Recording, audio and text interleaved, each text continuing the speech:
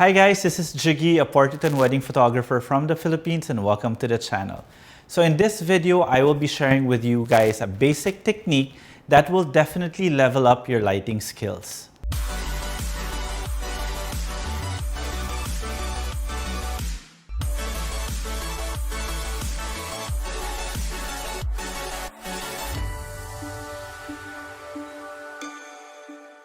So what are we going to be talking about today? We're going to be talking about broad lighting and short lighting. Basically, if you know my work, which you could see on Instagram, it's at Jiggy Alejandrino. If you guys haven't subscribed to the channel, I would appreciate if you could do subscribe, and while you're at it, click that notification bell so that you get notified every time I upload a new video. So where was I? We're talking about short lighting and broad lighting. It's, again, if you guys are familiar with my work, you know that I always like lighting the shorter side, and I've never really explained why I do that, but in this video I will, and definitely it would help you guys maybe level up your lighting skills. But first things first, what are the things that we're going to be using today?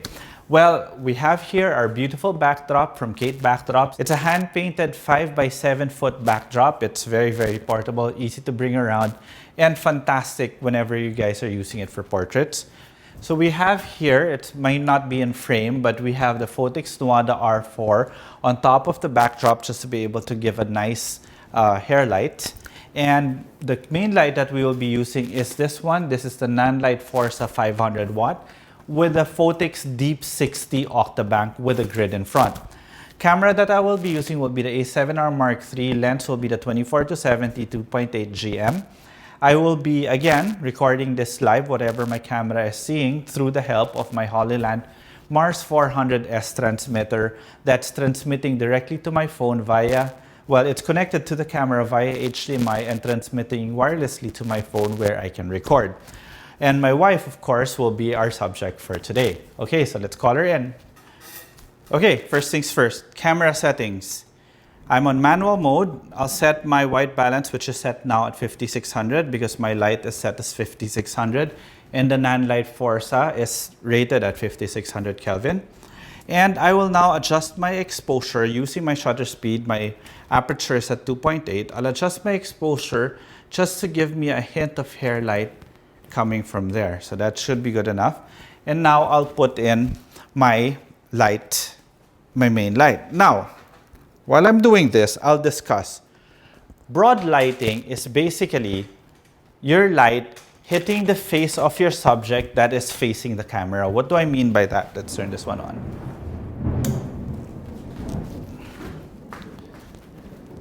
Here you go. So this is broad lighting. Basically, when the light is hitting the side of the face of your subject that is facing the camera. So the angle of my wife is her left side, so she has a tendency to face here. And broad lighting means that the light will be hitting that side of her face. What is the problem with broad lighting? It works well with skinnier models. Well, that's why it works well with my wife. But if you're shooting a heavy set subject, broad lighting means you're lighting more of her face, therefore making her look bigger.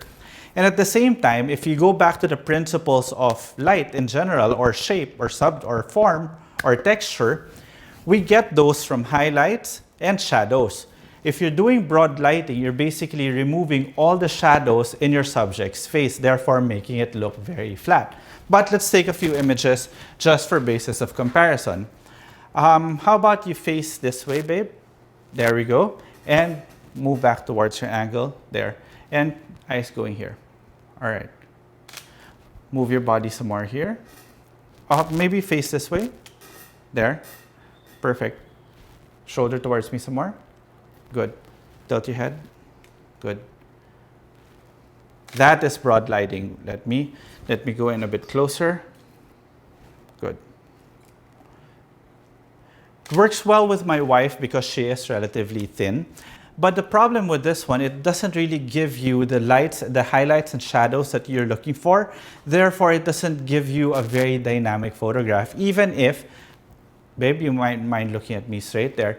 Even if we are getting shadow on her side now, the fact that I am lighting the broad side of her face is not too flattering. Well, it is nice because obviously my wife is so pretty. Yeah, of course. But of course, you'd want her to even be prettier. So how do we do that? Now we light the short side. Can you go back to the same pose you did earlier? Okay. Now, look what will happen if I just transfer my light from there to here. Therefore, the short side is basically you lighting up the side that is away from camera, having the side of her face that's facing towards the camera in shadow. What does that do? It creates a shadow here. It creates a highlight here, the brightest part of her face. It creates a highlight, and it transitions around the face properly, which now gives you your depth.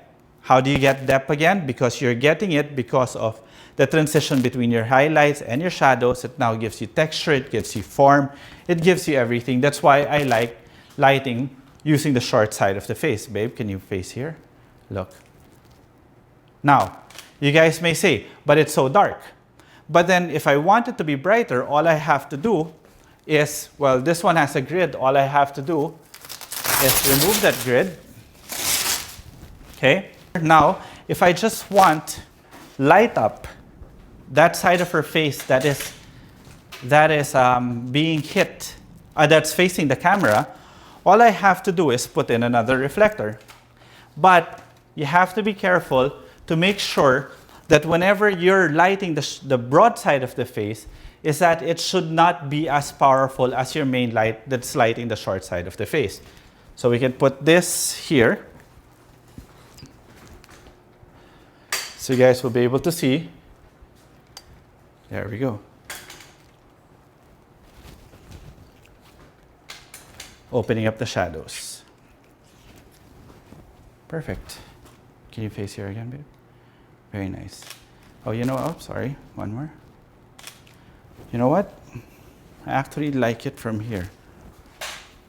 So what I can do is that for me to be able to light up that side of her face, I can actually direct this light here to hit this light that will bounce back towards the broad side of her face. So, do you mind? There we go. We opened up the shadows. Beautiful.